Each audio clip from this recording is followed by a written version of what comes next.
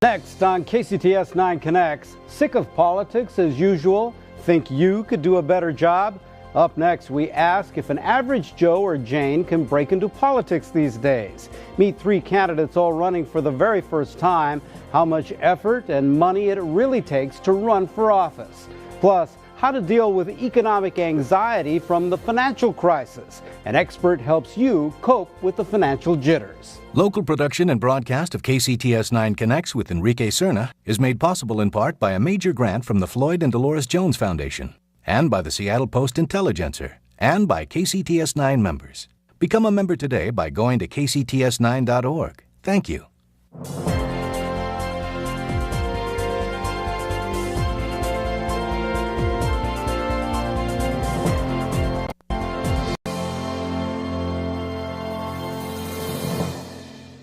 Welcome to KCTS-9 Connects, taking you beyond the headlines of Northwest news, issues, and politics. Coming up, Nobel Prize-winning economist Joseph Stiglitz's take on the current financial mess, and attack ads get nasty in the governor's race. But first, breaking into the world of politics.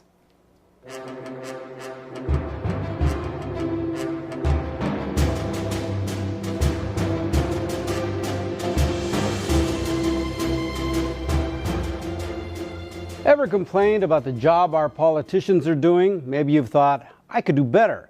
But would you run for public office? Could you? Is it even possible for a newcomer without millions in the bank to break into politics? One local race has 3 candidates for state legislature running for the first time. Leslie Knopp shows us what it takes to run. How's it going? Please vote in the general. Ever wonder who these people are? Thank you. The ones who wave at you. How's it going? Who put their names on a sign. All right, hold it up, yay. And ask for your vote. How's it going? Good, how you doing? Good, good. Hey Larry, this is John Burbank. Thank you very much for all your support. Why do they do it? What does it take to run for office these days? Could you do it too? It's so much work. It's unbelievable. You never really understand how arduous it is until you're out there doing it. I knew it was an uphill battle, but with these extra things... These are the 3 candidates who jumped in the race for Washington's 36th legislative district. 3 newcomers who have never held office before, and each has his or her own story. We have a system that is broken, and we need to fix that system, and that's one of the main reasons that I'm running. I think, first of all, you got to engage in people. You got to like people. You got to love people. You got to be interested in people's stories. I guess I'm just up for the challenge. My dad always taught me to stick up for what I believe in. We decided to spend time with each candidate to find out what it takes to run, how much energy, time, and money, and how they are different from the rest of us. Hi, folks. Hi, I'm Reuben, Democrat for the legislature. First, in no particular order, meet Democrat Reuben Carlisle. He lives with his family in Queen Anne and works as a software and wireless entrepreneur. Oh, look at this. I love you. He says an opportunity as a teenager sparked his desire to someday run for office. My big break in life came at 15 when I got an appointment by Senator Warren Magnuson to go to Washington, D.C. to serve as a congressional page for him. So I ended up living in Washington, D.C. for 3 years. That inspiration slipped to the back of his mind, he says, until he was inspired this year by Barack Obama. And so that's when I said, you know what, I think that the public is done with the surface level discussions where things are so serious now that I think they're really inspired by Obama and by the desire to move forward. And so that inspired me. And I said, you know what, I think I can really contribute something as an entrepreneur, as a citizen activist, and I think I can be a great legislator. And we have to do the letter from SAFTA. And those are the 2 things we're going to put in these envelopes, okay? That's when Reuben decided to run for the open 36th district seat. Let's have somebody finish our thank you sign and just hang on. All right. He enlisted his kids in his campaign, something he says you need to do when you're starting from scratch. His house is his campaign headquarters. Let's move, people. Let's move. Let's move. He invested $10,000 of his own money into the campaign and gave himself another $10,000 loan to get started. Thousands of letters. Then he solicited influential supporters and voters. Time to roll. Hi. Can I say a quick hi? My name's Reuben. I'm a Democrat running for the State House. How are you? Good, how are you? Good, good. Do you live around here? By the end of the primary election, he had received $200,000 in campaign contributions. Much of the money will go toward flyers and pamphlets he himself gives out. This day, author Robert Fulgham even received one. Thank you very much. I got to tell you, I know everyone says this and it's silly, but I love the book. Oh, thank you. I just love it. Reuven says it's not daunting to be a potential newcomer to the state legislature. He has some experience. He wrote a bill to provide free college for state foster kids. And that really deeply inspired me, that it's possible that for regular citizens to be citizen legislators, to really care about issues and to step up. Hey Larry, this is John Burbank. Thank you very much for all your support, and the results were good. Next, meet Democrat John Burbank, who lives in the Green Lake area with his wife and kids. He says he's been working for a shot at the legislature his entire career. It's been one of my dreams, yeah. Burbank founded Washington's Economic Opportunity Institute, you see that? which works to fight poverty. His work included lobbying legislators.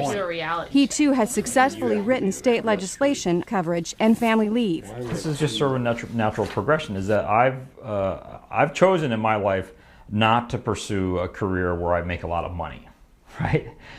Instead, I've chosen to pursue a career in which I believe it has benefited the greater good and a lot of people in our society. Burbank has one paid staff member, his campaign manager. We have to raise $2,000 a day. Another staff member working this day is a high school volunteer. You have to be optimistic when you're running for office. Well, you know I don't have a fancy office since it's just in the basement of my house. So who's coming to the meeting tomorrow? They work in tight quarters, day and night. This pattern is actually, as you can see, it's sort of related to this pattern here. When he's not going door to door, he's on the phone. We got to figure out a good day for you and I to go doorbelling. A lot of shoe leather and the willingness to spend your life pretty much working on the campaign. I'm on a leave of absence from my current job. Burbank says he did not own money into the campaign, but rather has depended on donations which he raises himself. At the time of the primary election, he had raised $144,000. The candidates say the biggest cost in a local grassroots campaign is paper. Thousands of flyers and pamphlets. $10,000 bought Burbank 14,000 of them. That's 70 cents each. Considering candidates can give out hundreds in just an hour, that's where the money goes. Hi, my name's Leslie Bloss. I'm running for State House. Yes. Meet the third candidate, lone Republican Leslie Bloss. Well, thanks for coming by. Thank you. Bye. The Republicans said they needed somebody to fill the slot. I thought, I can do this. And so the more I got into it and the more I started listening to what actually is going on with the state and the local, I'm just fired up. Bloss worked for Boeing for 23 years, then retired.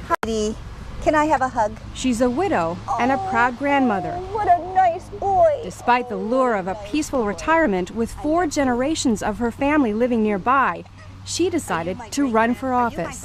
The more that I see local government and state government not listening to us, the more I'm starting to dig in. Hi, I'm running for State House, Leslie Bloss. Already voted. Did you? I did. Like the other 3 candidates, Bloss has also worked on state legislation. She worked on a bill that requires people arrested for a felony to submit a DNA sample. The bill failed, but it didn't discourage her.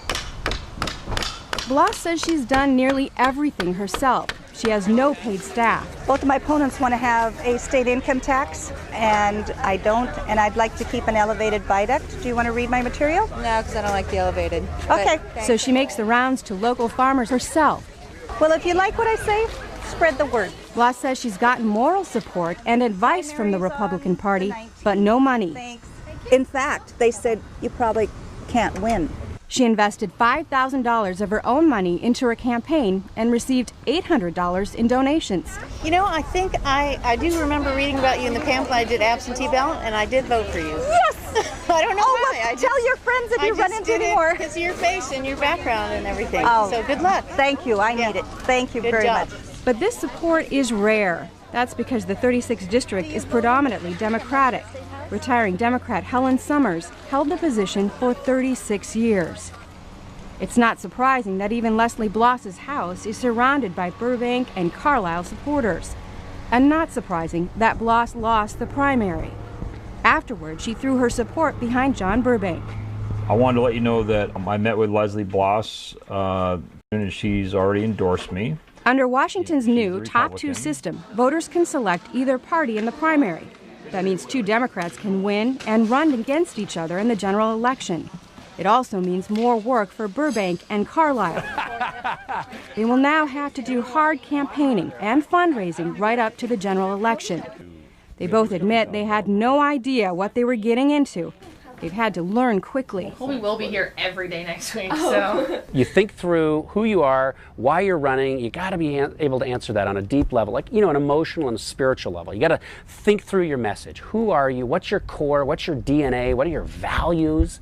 Why are you doing this? You have to, that answer has to be easy. It's exhausting in a slow motion fashion. It's not like I'm running a marathon, which I've done, or in a sprint. It's more like you're just moving forward every day, and you're in with people and engaging your thoughts and your ideas with constituents, and trying to figure out what are the best solutions for our society. And as for Leslie Bloss, despite the flat-out loss, she says she'll try again, maybe for city council next time. I'm in it again. I'm in it again because I believe in what I stand for. The lesson for all of us may be, if a labor advocate, a businessman, and a retiree and grandmother can do it, any of us might have what it takes to run for office. As far as money goes, the race for the 36th district seat is proving to be pricey for the two remaining candidates. According to the State Public Disclosure Commission, Reuben Carlisle has taken in $246,796 in contributions and spent $151,632 of that so far.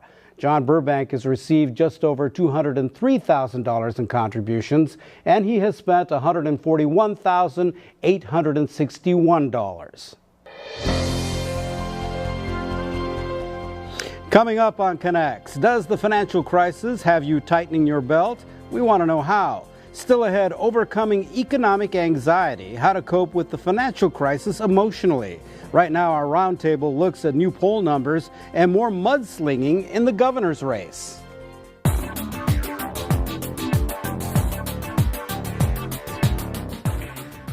Time for our political roundtable with Democratic strategist Kathy Allen and Republican strategist Randy Peppel. Let's start with the latest poll numbers. Survey USA came out this week saying basically dead heat. Gregoire had about 48%, Rossi 47%.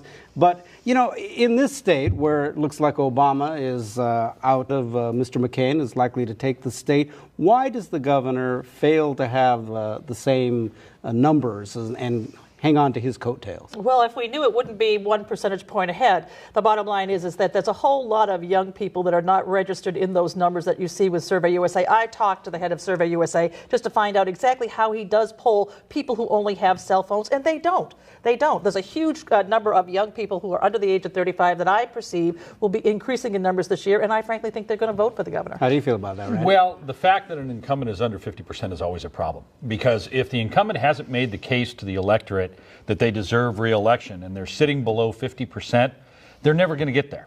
And that's the challenge. And, with all due respect to Kathy, a campaign that has to argue that the poll numbers are inaccurate because they're not talking to the people that are going to vote for us, that's a problem. And so I suspect that's why you're going to see Dino Rossi as our next governor. Well, I don't think so, and I think that the other thing you'll have to know, it's always tough when you've got the president of the United States of your party looking at a message like change, and we're supposed to be sitting here as the incumbent, and change is not necessarily the message we want to run on. We want to run on stability, stability, stability. Okay, the debate this week, they debated once again. Actually, I heard the same stuff I heard when we debated, had the debate in Yakima. Why don't they ever get off that stuff where it's just the same old spin that they bring? It's because by the time we're so sick and tired of everything they're saying, the rest of the population is just figuring out what it is they're talking about. I know that when you get to the point where they each start using each other's quotes, when they each start talking about the same kind of phrases, what is there's so much insider baseball that the rest of the public is still sitting there trying to figure out what are they talking about that's new. We used to call it the World Series window, that the undecided voters started to pay attention in between the end of the World Series and Election Day. Unfortunately, now the World Series is going to stretch on into November, so the window is very narrow. The fact of the matter is that these two campaigns are going to spend $25 million talking to about 8% of the electorate, because 92% of the electorate's already decided how they're going to vote.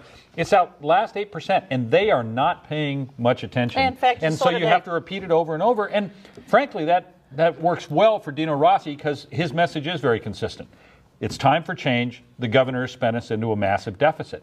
He just keeps repeating that. The governor's message tends to change every 15, 20 minutes. Actually, but the governor's message is if you want somebody that's going to continue to fund education, you're going to continue to put those kids on some sort of medical health, I got to tell you that people now know that over 3/4 of what this woman has been spending money on is the kind of stuff that makes this a state the kind of state we want to have. You know that deficit, she inherited a deficit. She was just fine with it. It was Dino's deficit. And you know what? She got us out of it. He was out of office. Am I back at the debate here? You guys are saying the same thing all over again. One thing that came out of that debate, and we're going to talk about money in a second here, but there was a bit of anger that came out over some of the campaign ads that have been running. We put together a bit of a montage because the ads have gotten a bit negative, more than a bit negative. Let's take a look. You see, ever since it was discovered that on Chris Gregoire's watch, we lost track of 1,300 convicted sex offenders, I'm on constant lookout. Republican Dino Rossi has got a lot in common with George Bush. They believe in the same kind of trickle-down economics. Gregoire, 39 years in government, out of touch with working families. Now Rossi's big developer friends are using illegally solicited money and deceitful tactics to promote his campaign. Dino Rossi, not the change we need. All right, the one ad that really ticked off Governor Gregoire was the ad about sex offenders, in which she basically said she found that appalling. But what's interesting out of this is that all of these ads that we just showed you, at least the bits of them, all come from 527s, the PACs. So it's not the campaigns that are doing these things. Well, they're not organized in any way, shape, or form. The second one we commonly refer to as the Desperate Housewife ad, that frankly is all about sort of like, oh my gosh, there's all these sexual predators hanging around, and she did it personally. When 140, cops show up the next day and say that really made us mad too. The fact is that now we're getting into what little truth you find has to be exaggerated to the point that it actually can be put to some music and looking good, and what happens is that the public ends up kind of being totally bamboozled by it all. You confused? I don't know that they're confused as much as they're trying to sort out which issues matter to them. Sex offenders is an issue that does matter to suburban moms. That's an important voting bloc in this election, and so you point out that they're allowed to register as homeless. On the other side, again, it goes back to the message challenges. They're forced to use the word change as an anti-message against Rossi, and that doesn't work very well. Not the change we need. That goes to the problem of their message, as opposed to the Rossi message and those that are supporting him, which is it is time. Okay, let's talk about cost here, because the fact is that Joel Conley reported earlier from the Seattle PI that this election is like $30 million to elect a governor. Huge amounts of money. That seems just incredible. What you have right now is just this mythical group of the Republican Governors Association, whoever they are coming in and spending $13 million. Do you know how many school teachers that is? Hundreds of school teachers. It would wipe out the kinds of deficits we're seeing right now. Bottom line is a group from outside comes flying in, puts money down to be able to say trashy things about the governor, and we think that, it's going to be okay. The bottom line is the public is fed up with it, and they're going to be they will be retaliating against the Republicans who put that kind of trash on Kathy, TV. First off, let's get the math right. The $30 million that's being spent in this governor's race would not erase the $3 billion plus deficit that Governor Gregoire has spent us Actually, into. it's not even close. I believe we don't have a deficit yet, young man.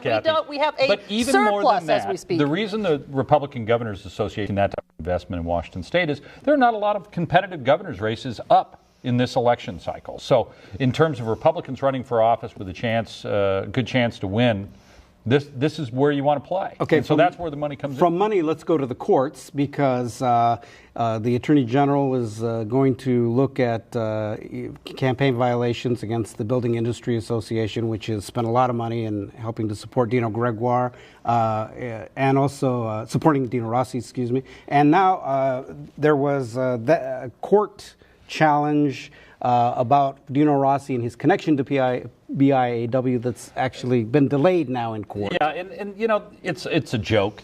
I mean, the attorney who brought that lawsuit is the same one who 2 years ago, in August, brought the lawsuit against Mike McGavick when he was running for the U.S. Senate. I mean, when you can't win on the issues, try to drag the courts into it. And unfortunately, in this state, there's no recovery mechanism for you to get money back for this type of frivolous lawsuit. Randy's right about the fact that indeed what you see is that this is a side issue that a lot of people aren't paying attention to, except that it does bring out the point that Dino Rossi's got an awful lot of kind of scurrilous friends hanging around him, spending money willy-nilly against the governor that aren't playing by rules. But the tribes, the unions, they're not doing that. Let me leave it on a lighter note. This was sent to Kathy by a Republican consultant. Yes. Is that right? It is. Okay. Well, we'll see. Some rumors that Tina Fey and actually Governor Palin may show up on Saturday Night Live. This is a public station. You're not going to get in trouble for that type of electioneering, I don't think so. I didn't come up with this. All right, Pepple, Alan, thank you very much. Got it. All right.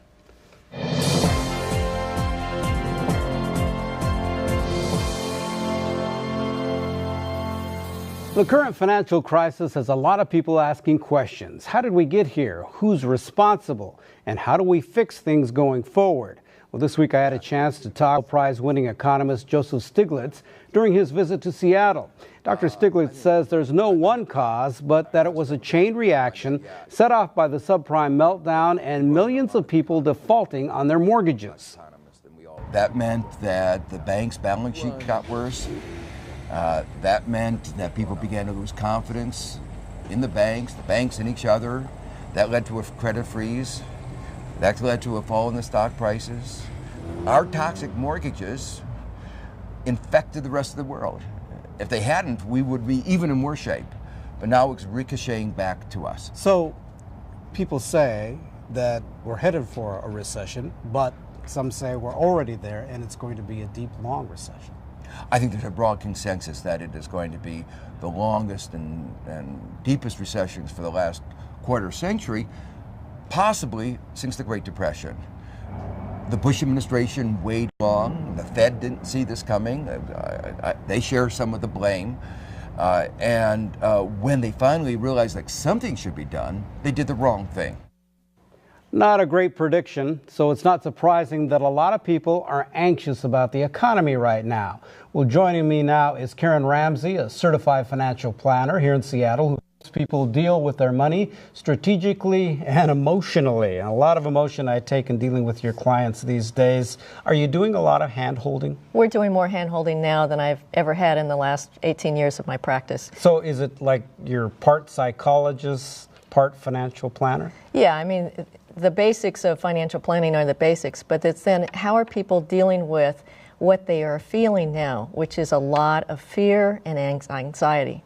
You know, over the past few months, and of course even more so in the past couple of weeks, I wake up in the morning listening to news radio, and frankly, I get this tightness in my chest. Right. And I know that I'm not the only one feeling that way because it seems to be constant doom and gloom.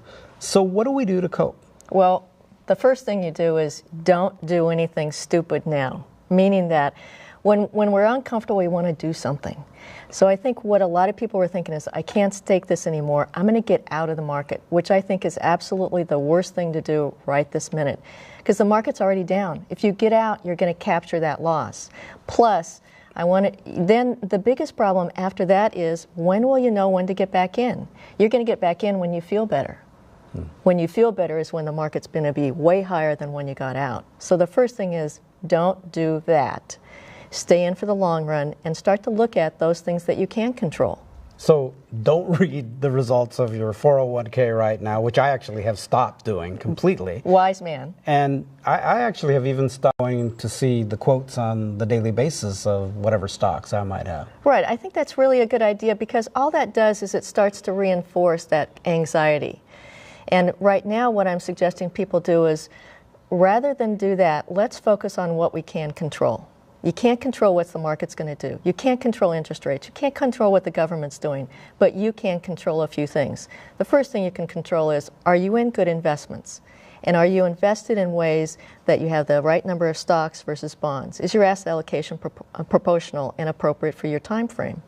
Then the second thing that I think you should do is do things that will reduce your stress level. And this is where the kind of more therapist comes in. Because if you can't control those exterior things, what you can control is your inner peace. So get out, take a walk. Take a walk, Go to yoga, meditate, play with your kids, go to the, your kid's soccer game.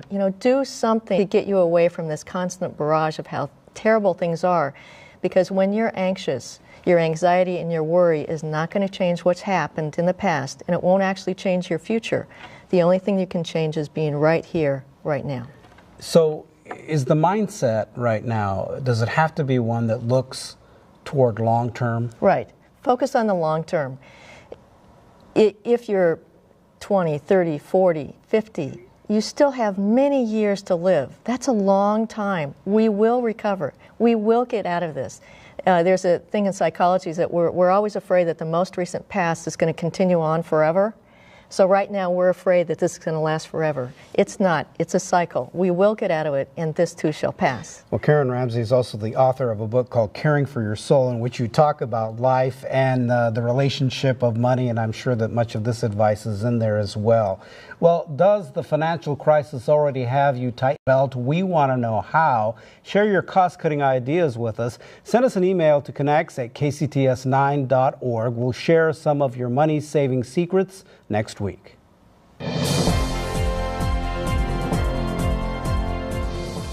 Next time on Connects, they're young, motivated, and registered to vote. How the so-called millennial generation is mobilizing like never before and could determine the outcome of the presidential election. Well, that's all for this edition of KCTS 9 Connects. I'm Enrique Cerna. We'll see you next time. Local production and broadcast of KCTS 9 Connects with Enrique Cerna is made possible in part by a major grant from the Floyd and Dolores Jones Foundation and by the Seattle Post-Intelligencer and by KCTS 9 members. Become a member today by going to kcts9.org. Thank you.